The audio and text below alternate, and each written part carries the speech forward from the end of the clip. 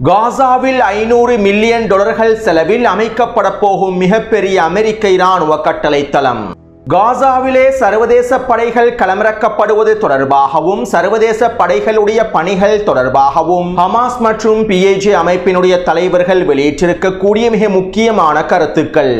காசாவில் நிரம்பி வழியும் துபாய் சாக்லேட்டுகளும் பலஸ்தீனிய எழுத்தாளரின் உருக்கமான கருத்துக்களும் திட்டமிடப்பட்டு நடைமுறைப்படுத்தப்பட்டு வரும் பட்டினியும் ரஃபா சுரங்கப்பாதையில் சிக்கியிருக்கக்கூடிய பலஸ்தீனிய போராளிகள் தொடர்பாக அமெரிக்க தூதர் ஸ்டீவ் விட்கோஃபும் ஜரேட் குஷ்னரும் நெட்டன்யாகுவோடு மேற்கொண்ட கலந்துரையாடல்களும் நெட்டன்யாகுவின் முடிவுகளும் நிறைவேற்றப்பட்ட மசோதாவும் இனிப்பு பண்டங்களை விநியோகித்து கொண்டாடிய பென்குவிரும் தொடரும் சூடானிய மோதல்களும் தெற்கு லெபனான் பிரதேசத்திலே இஸ்ரேலிய ஆக்கிரமிப்பு மேற்கொண்டு வரும் வீரியமான தாக்குதல்களும்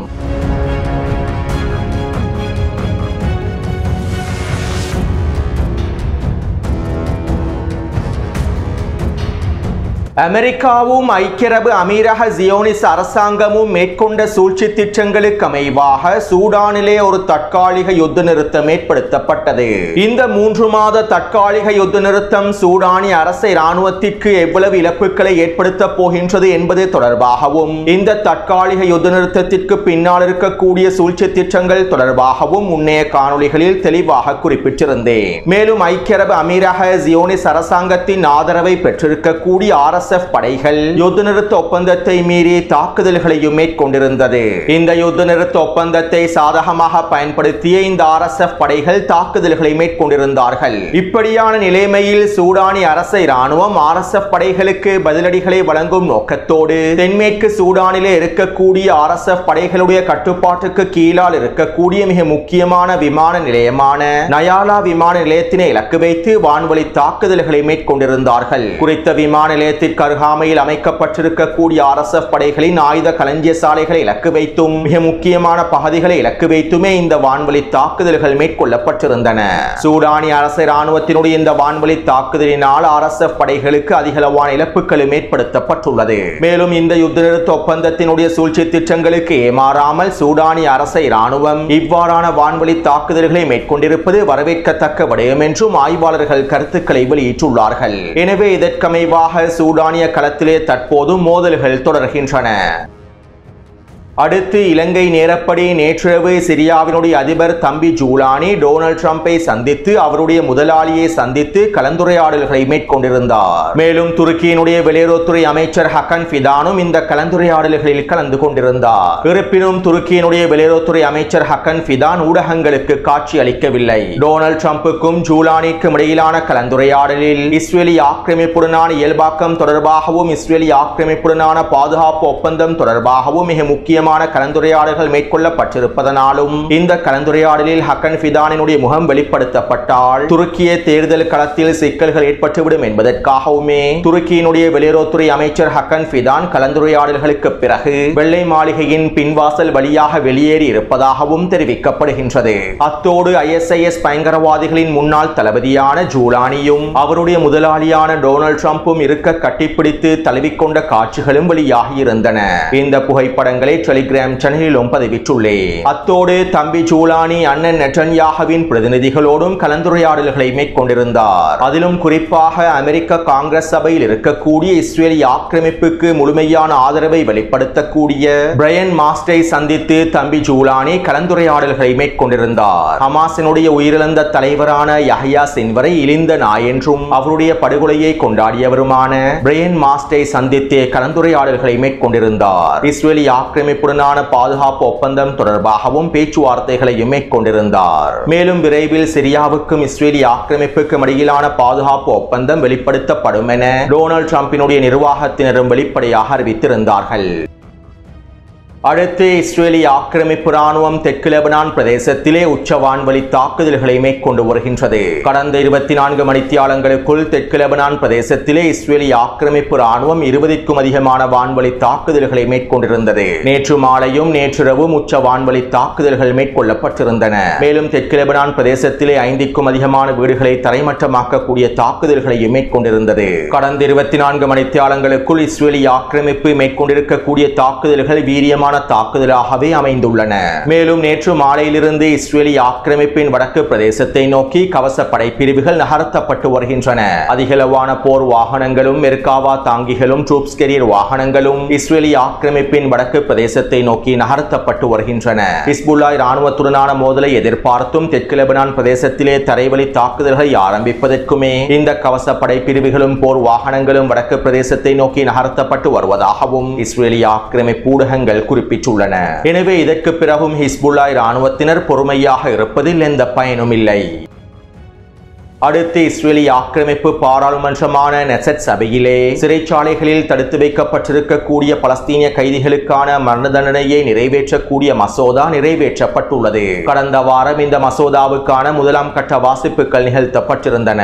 தற்போது குறித்த மசோதாவானது இஸ்ரேலிய ஆக்கிரமிப்பு பாராளுமன்றத்தில் முழுமையாக நிறைவேற்றப்பட்டுள்ளது. மேலும் இந்த மசோதா நிறைவேற்றப்பட்டதை தொடர்ந்து பென்குவிர் பாராளுமன்றத்திலே இனிப்பு பண்டங்களை வழங்கி கொண்டாடியிருந்தார். நாங்கள் சிறைச்சாலையில் இருக்கக்கூடிய அனைத்து பலஸ்தீனியர்களையும் தூக்கிலிடப் போகின்றோம் என்றும் இதற்கு பிறகு இஸ்ரேல் மீது கை வைக்க நினைக்கக்கூடிய ஒவ்வொரு பலஸ்தீனியர்களுக்கும் இது பாடமாகவே அமைந்திருக்கும் என்றும் பென்குவிர் கூக்குரலிட்டிருந்தார். எனவே இந்த மசோதா தற்போது நிறைவேற்றப்பட்டிருப்பதனால் இஸ்ரேலிய ஆக்கிரமிப்பு சிறைச்சாலையில் இருக்கக்கூடிய ஆயுள் தண்டனை பெற்ற கைதிகள் அனைவருக்கும் மரண தண்டனை வழங்கப்பட போகின்றன.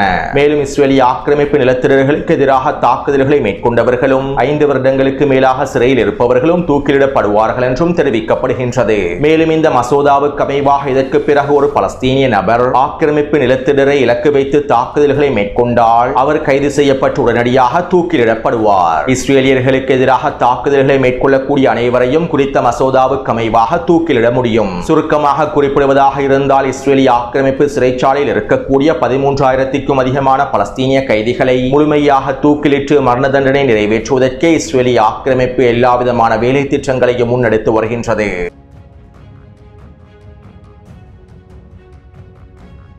காசாவிலே இஸ்ரேலிய ஆக்கிரமிப்பு ராணுவம் தொடர்ச்சியான தாக்குதல்களை மேற்கொண்டு வருகின்றது. கடந்த 48 மணித்தியாலங்களுக்குள் வடக்கு காசாவினுடைய மேற்கு பிரதேசங்களிலும் கான்யூனிஸினுடைய மத்திய பிரதேசங்களிலும் இஸ்ரேலிய ஆக்கிரமிப்பு 6க்கும் அதிகமான வான்வழி தாக்குதல்களை மேற்கொண்டிருந்தது. மேலும் மஞ்சள் எல்லை பிரதேசத்திலே இஸ்ரேலிய ஆக்கிரமிப்பு தொடர்ச்சியான பீரங்கி தாக்குதல்களையும் மேற்கொண்டு வருகின்றது. குறித்த பிரதேசத்தினூடாக செல்லக்கூடிய பலஸ்தீனியர்களை இலக்கு வைத்து துப்பாக்கிச் சூட்டு தாக்குதல்களும் ட்ரோன் தாக்குதல்களும் மேற்கொள்ளப்படுகின்றன.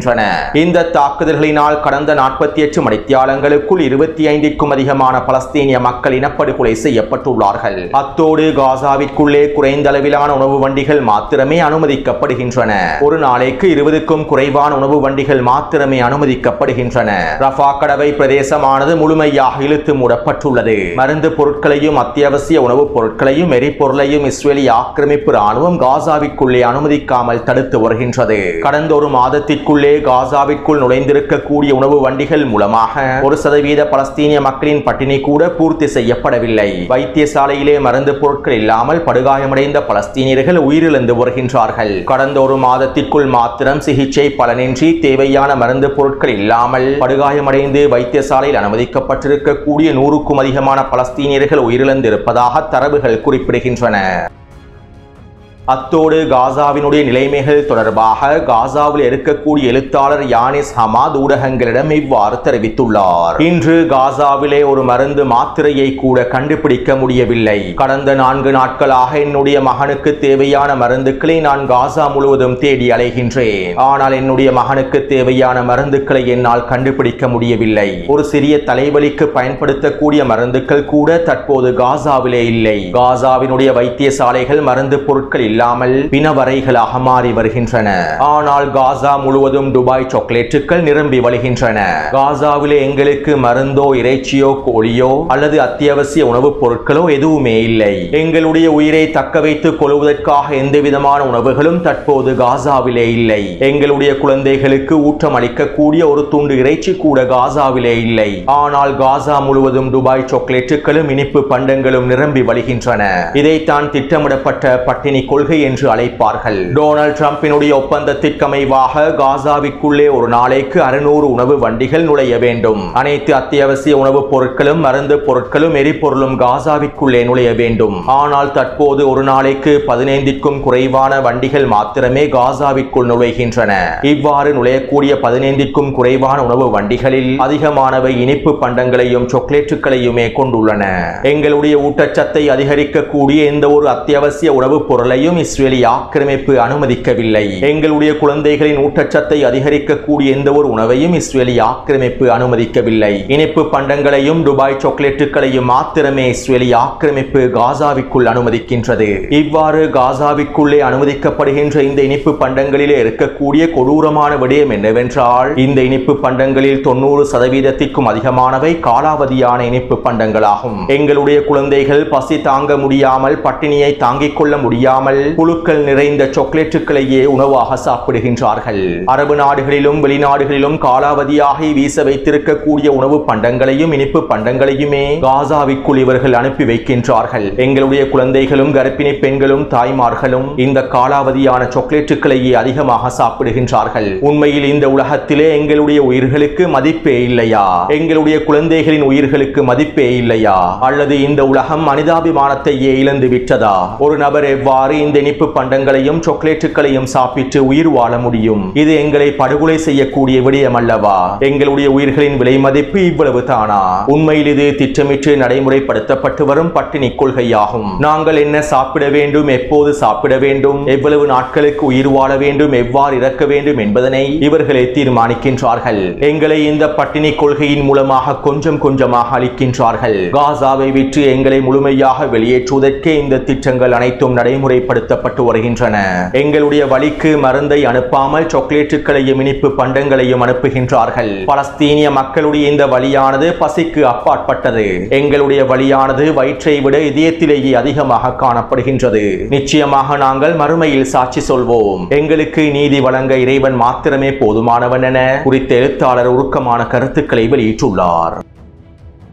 உண்மையில் காசாவினுடைய நிலைமைகள் மிகவும் மோசமாகவே இருக்கின்றன. காசாவிற்குள்ளே அத்தியாவசிய உணவுப் பொருட்களோ, மருந்து பொருட்களோ, எரிபொருட்களோ அனுமதிக்கப்படுவதில்லை. வைத்தியசாலையில் படுகாயமடைந்திருக்கக்கூடிய பலஸ்தீனிய மக்களுக்கு தேவையான எந்தவிதமான அத்தியாவசியமான உதவிகளும் வழங்கப்படுவதில்லை. பலஸ்தீனிய மக்களின் பட்டினியை திட்டமிட்டு அதிகரிப்பதற்காகவும், பலஸ்தீனிய மக்களை இனப்படுகொலை செய்வதற்காகவும் காலாவதியான சாக்லேட்டுகளையும் இனிப்பு பண்டங்களையுமே அனுமதிக்கின்றார்கள். உண்மையில் இது திட்டமிடப்பட்ட பட்டினி கொள்கையாகும். ஆனால் இவை தொடர்பாக அடிமை மத்தியஸ்தர்கள் எந்தவிதமான கருத்துக்களையும் அழுத்தங்களையும் வழங்குவதில்லை. காசாவிற்குள்ளே உணவு வண்டிகள் நுழைவது போன்ற காட்சிகளை மாத்திரமே அடிமை அரபு ஊடகங்கள் வெளியிடுகின்றன.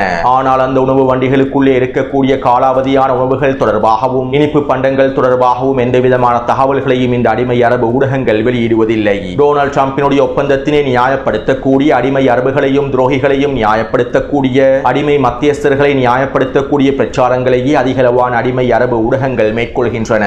மேலும் அடிமை மத்தியஸ்தர்கள் காசாவிற்குள்ளே அத்தியாவசிய உணவுப் பொருட்களை அனுமதிப்பதற்கான எந்தவிதமான அழுத்தங்களையும் டொனால்ட் ட்ரம்பினுடைய நிர்வாகத்திற்கோ இஸ்ரேலிய ஆக்கிரமிப்புக்கோ வழங்குவதில்லை. இவை தொடர்பான அனைத்து தகவல்களையும் முழுமையாக மூடி மறைத்து மௌனமாகவே இருக்கின்றார்கள். அதே நேரம் தற்போது டொனால்ட் ட்ரம்பின் 2ஆம் கட்டம் தொடர்பாக பேச்சுவார்த்தைகளை ஆரம்பிக்கப் போகின்றார்கள். டொனால்ட் ட்ரம்பின் 1ஆம் கட்ட ஒப்பந்தத்திற்கமைவாக எந்தவிதமான நிபந்தனைகளும் நிறைவேற்றப்படாமல், பலஸ்தீனிய மக்களுக்கு தேவையான உணவுப் பொருட்களும் அத்தியாவசிய பொருட்களும் மருந்து பொருட்களும் அனுமதிக்கப்படாமல், தற்போது டொனால்ட் ட்ரம்பின் 2ஆம் கட்ட திட்டத்திற்கமைவாக காசாவிலே ஹமாஸை நிராயுத பாணியாக்குவதற்கான அடுத்த கட்ட பேச்சுவார்த்தைகளையே அடிமை மத்தியஸ்தர்கள் தற்போது ஆரம்பிக்கப் போகின்றார்கள்.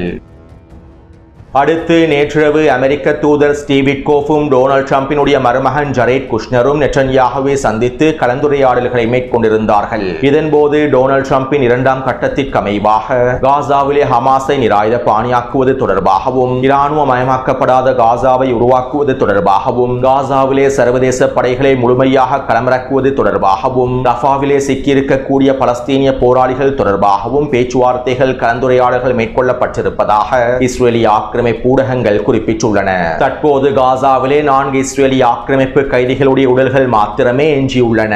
இந்த வார இறுதிக்குள்ளே இந்த 4 உடல்களையும் ஹமாஸ் தரப்பினர் முழுமையாக ஒப்படைத்து விட வேண்டும் என்றும், அடுத்த வார ஆரம்பத்தில் இருந்து டொனால்ட் ட்ரம்பின் 2ஆம் கட்ட திட்டம் தொடர்பான பேச்சுவார்த்தைகள் ஆரம்பிக்கப்படும் என்றும் மத்தியஸ்தர்களும் அறிக்கைகளை வெளியிட்டுள்ளார்கள். அத்தோடு சுரங்கப்பாதையில் சிக்கியிருக்கக்கூடிய 200க்கும் அதிகமான பலஸ்தீனிய போராளிகளை விடுவிக்க முடியாது என நெட்டன்யாஹு உறுதியாக இருக்கின்றார். அவர்கள் முழுமையாக சரணடைந்து விட வேண்டும் என்றும் அவர்களை நாங்கள் சிறையில் அடைக்கப் போகின்றோம் என்றும் நெட்டன்யாஹு குறிப்பிட்டுள்ளார். அதே நேரம் சுரங்கப்பாதையில் சிக்கியிருக்கக்கூடிய பலஸ்தீனிய போராளிகளை நாடு கடத்துவதற்கான திட்டம் ஒன்றையும் அமெரிக்க நிர்வாகம் முன்வைத்துள்ளது. அமெரிக்க தூதர் ஸ்டீவ் விட்கோஃபும் ஜரேட் குஷ்னரும் பலஸ்தீனிய போராளிகளை நாடு கடத்துவதற்கான திட்டம் ஒன்றை முன்வைத்திருப்பதாகவும் தெரிவிக்கப்படுகின்றது. இருப்பினும் நேற்றைய கலந்துரையாடலில் நெட்டன்யாஹு இதற்கு மறுப்பு தெரிவித்திருப்பதாகவும், ஒன்று அவர்கள் சரணடைய வேண்டும், இல்லாவிட்டால் சுரங்கப்பாதையிலேயே அளிக்கப்பட வேண்டும் என வெளிப்படையாக அறிவித்திருப்பதாகவும் இஸ்ரேலிய ஆக்கிரமிப்பு ஊடகங்கள் தெரிவித்துள்ளன. அடுத்து காசாவிலே சர்வதேச படைகளை களமிறக்குவது தொடர்பான பேச்சுவார்த்தைகளும் வேலை திட்டங்களும் தீவிரமாக நடைபெற்று வருகின்றன. இப்படியான நிலைமையில் அல்-குதுஸ் படைப்பிரிவினுடைய அமைப்பான PAG அமைப்பின் துணை செயலாளர் முகமது அல் ஹிந்தி அவர்கள் இவ்வாறு தெரிவித்துள்ளார். தெற்கு லெபனானில் களமிறக்கப்பட்டிருக்கக்கூடிய ஐநாவினுடைய அமைதி படைகளை போன்று ஐநாவின் பாதுகாப்பு சபையினால் ஆணை, அதிகாரம் மற்றும் கால அளவு தீர்மானிக்கப்பட்டிருக்கக்கூடிய காசாவின் எல்லை பகுதிகளை மேற்பார்வையிடக்கூடிய சர்வதேச படைக்கான விருப்பத்தையே நாங்கள் தெரிவித்துள்ளோம். நாங்களும் ஹமாஸும் இந்த விடயத்தினை மத்தியஸ்தர்களுக்கு தெளிவாக அறிவித்துள்ளோம். சர்வதேச படைகள் காசாவின் எல்லை பிரதேசத்தினை மேற்பார்வை செய்வதில் எங்களுக்கு எந்தவிதமான பிரச்சனையும் இல்லை. ஆனால் இந்த சர்வதேச படைகள் எப்போது வெளியேறுவார்கள், அவர்களுக்கு வழங்கப்பட்டிருக்கக்கூடிய அதிகாரம், எவ்வளவு காலம் இருப்பார்கள் என்பது தொடர்பான முடிவுகள் தீர்க்கமாக எடுக்கப்பட வேண்டும். காசாவின் எல்லை பிரதேசத்தினை மேற்பார்வை செய்யக்கூடிய சர்வதேச படைகள் தொடர்பான தீர்மானங்கள் தீர்க்கமாக எடுக்கப்பட வேண்டும். அவர்களுக்கான நிபந்தனைகள் தீர்க்கமாக வடிவமைக்கப்பட வேண்டும். அதே நேரம் எல்லை பிரதேசத்திலே மேற்பார்வையிடுவதற்காக களமிறக்கப்பட போகும் இந்த சர்வதேச படைகள் காசாவிற்குள்ளே இருக்கக்கூடிய எதிர்ப்பு குழுக்களை நிராயுதபாணியாக்குவதற்கான வேலை திட்டங்களை முன்னெடுத்தால், காசாவினுடைய போலீஸ் படையாக செயற்பட்டால் நாங்கள் அவற்றை ஆக்கிரமிப்பு படையாகவே கருதுவோம். பலஸ்தீனிய எதிர்ப்பு குழுக்களை நிராயுதபாணியாக்குவதற்கும், பலஸ்தீனிய போராளிகளின் ஆயுதங்களை களைவதற்கும், பலஸ்தீனிய எதிர்ப்பு குழுக்களை நிராயுதபாணியாக்குவதற்கும், எங்களுடைய ஆயுதங்களை களைவதற்கும் சர்வதேச படைகளுக்கு எந்தவிதமான உரிமையும் நாங்கள் வழங்கப் போவதில்லை. மேலும் காசாவினுடைய பாதுகாப்பு படையாக, போலீஸ் படையாக எப்போதும் பலஸ்தீனிய போராளிகளும் எதிர்ப்பு குழுக்களுமே இருப்பார்கள். காசாவினுடைய பாதுகாப்பு படையாக, போலீஸ் படையாக சர்வதேச படைகள் ஒரு பொழுதும் செயற்பட மாட்டார்கள். வெறும் மேற்பார்வை செய்யக்கூடிய படையாக மாத்திரமே எல்லை பிரதேசத்தில் சர்வதேச படைகள் ஏற்றுக்கொள்ளப்படுவார்கள். இதனை மத்தியஸ்தர்களும் அனைவரும் தெளிவாக புரிந்து கொள்ள வேண்டும். மேலும் பலஸ்தீனிய எதிர்ப்பு குழுக்களை நிராயுதபாணியாக்கக்கூடிய எந்த ஒரு வேலை திட்டமும் வெற்றி அடையாது. நாங்கள் எங்களுடைய ஆயுதங்களை ஒரு பொழுதும் கீழே வைக்கப் போவதில்லை. எதிர்கால பலஸ்தீனிய அரசிடமே நாங்கள் எங்களுடைய ஆயுதங்களை ஒப்படைப்போம். எங்களுடைய ஆயுதங்கள் பலஸ்தீனிய மக்களுடைய சொத்தாகும் என PAG அமைப்பினுடைய துணை செயலாளர் முகமது அல் ஹிந்தி அவர்கள் தெரிவித்துள்ளார். அதாவது தெற்கு லெபனான் பிரதேசத்திலே அமைதியை நிலைநாட்டுவதற்காக ஐநாவினுடைய அமைதி படைகள் களமிறக்கப்பட்டுள்ளன. அதே நேரம் ஐநாவினுடைய இந்த அமைதி படைகள் ஹிஸ்புல்லா இராணுவத்தோடு எந்தவிதமான தொடர்புகளையும் வைத்திருக்க மாட்டார்கள். மேலும் ஹிஸ்புல்லா இராணுவத்தின் செயற்பாடுகளுக்கு இவர்கள் தடையாகவும் இருக்க மாட்டார்கள். எனவே இவ்வாறு தான் காசாவினுடைய எல்லை பிரதேசத்திலும் சர்வதேச படைகள் களமிறக்கப்பட வேண்டும் என்றும், இதனை மாத்திரமே நாங்கள் அங்கீகரிப்போம் என்றும் ஹமாஸும் PAG அமைப்பினரும் தெளிவாக மத்தியஸ்தர்களுக்கு அறிவித்துள்ளார்கள். இருப்பினும் இவ்வாறு சர்வதேச படைகள் களமிறக்கப்பட்டாலும் பலஸ்தீனிய போராளிகளுக்கு சவால்கள் காணப்படுகின்றன. அதாவது இந்த சர்வதேச படைகள் இஸ்ரேலிய ஆக்கிரமிப்புக்கு தேவையான உளவு தகவல்களை தொடர்ச்சியாக வழங்கும். பலஸ்தீனிய போராளிகள் தொடர்பான, பலஸ்தீனிய தலைமைகள் தொடர்பான உளவு தகவல்களை தொடர்ச்சியாக வழங்கும். எனவே இது பலஸ்தீனிய போராளிகளுக்கு சவாலான விடயமாகவே அமைந்திருக்கும். அதேபோன்று சர்வதேச படைகள் களமிறக்கப்பட்டதற்கு பின்பு மஞ்சள் நிற எல்லை பிரதேசத்திலிருந்து இஸ்ரேலிய ஆக்கிரமிப்பு ராணுவம் முழுமையாக வெளியேறிவிட வேண்டும் என அடிமை மத்தியஸ்தர்கள் தெரிவித்திருந்தாலும், இஸ்ரேலிய ஆக்கிரமிப்பு ராணுவம் குறித்த பிரதேசத்திலிருந்து வெளியேறுவதற்கான எந்தவிதமான சமிஞ்ஞைகளையும் காண்பிக்கவில்லை. அதாவது சர்வதேச படைகளோடு இஸ்ரேலிய ஆக்கிரமிப்பு ராணுவத்தையும் குறித்த பிரதேசத்தில் களமிறக்குவதற்காகவே டொனால்ட் ட்ரம்பினுடைய நிர்வாகமும் நெட்டன்யாஹுவும் எல்லாவிதமான வேலை திட்டங்களையும் முன்னெடுத்து வருகின்றார்கள். எனவே சர்வதேச படைகள் எல்லை பிரதேசத்தில் களமிறக்கப்பட்டதற்கு பின்பு இஸ்ரேலிய ஆக்கிரமிப்பு ராணுவம் நிலை கொண்டிருக்கக்கூடிய 58% பிரதேசத்திலிருந்து முழுமையாக வெளியேறாவிட்டால் அது அடுத்த மிகப்பெரிய சவாலாகவும் மாறிவிடும். அடுத்து இன்னும் ஒரு மிக முக்கியமான ஆபத்தான தகவல் ஒன்றும் வெளியாகியுள்ளது. அதாவது அமெரிக்கா சர்வதேச படைகளை கண்காணிப்பதற்காகவும் சர்வதேச படைகளை ஒருங்கிணைப்பதற்காகவும் காசாவினுடைய எல்லை பிரதேசத்திலே மிகப்பெரிய அமெரிக்க இராணுவ கட்டளை தளத்தினை அமைக்கப் போவதாக தகவல்கள் கசிவடைந்துள்ளன. இன்னும் இந்த தகவல்கள் உத்தியோகபூர்வமாக அறிவிக்கப்படவில்லை. இருப்பினும் அமெரிக்க ஊடகங்கள் ஊடகங்களின் மூலமாகவும் இஸ்ரேலிய ஆக்கிரமிப்பு ஊடகங்களின் மூலமாகவும் இந்த தகவல்கள் முழுமையாக கசிவடைந்துள்ளன. கிட்டத்தட்ட $500 மில்லியன் செலவிலே அமெரிக்கா காசாவினுடைய எல்லை பிரதேசத்தில் மிகப்பெரிய அமெரிக்க இராணுவ கட்டளை தளத்தினை அமைக்கப் போவதாகவே தெரிவிக்கப்படுகின்றது. காசாவில் இருக்கக்கூடிய ஹமாஸை முழுமையாக நிராயுத பாணியாக்குவதற்காகவும் பலஸ்தீனிய மக்களை திட்டமிட்டு வெளியேற்றுவதற்காகவும் ஒட்டுமொத்த காசாவையும் முழுமையாக கைப்பற்றுவதற்காகவுமே அமெரிக்க இராணுவ கட்டளை தளம் அமைக்கப்பட போகின்றது என்பதனை எங்களுக்கு தெளிவாக புரிந்து கொள்ளலாம். மேலும் இவ்வாறு அமெரிக்க இராணுவ கட்டளை தளம் அமைக்கப்பட்டால் அமெரிக்க துருப்புக்களும் களமிறக்கப்படுவார்கள். அத்தோடு இதுவும் பலஸ்தீனிய போராளிகளுக்கும் பலஸ்தீன எதிர்ப்பு குழுக்களுக்கும் அடுத்த மிகப்பெரிய சவாலாகவே மாறிவிடும். எனவே இந்த காணொளி தொடர்பான கருத்துக்களை பதிவிடுங்கள். தொடர்ந்தும் என்னுடன் இணைந்திருங்கள். நன்றி, வணக்கம்.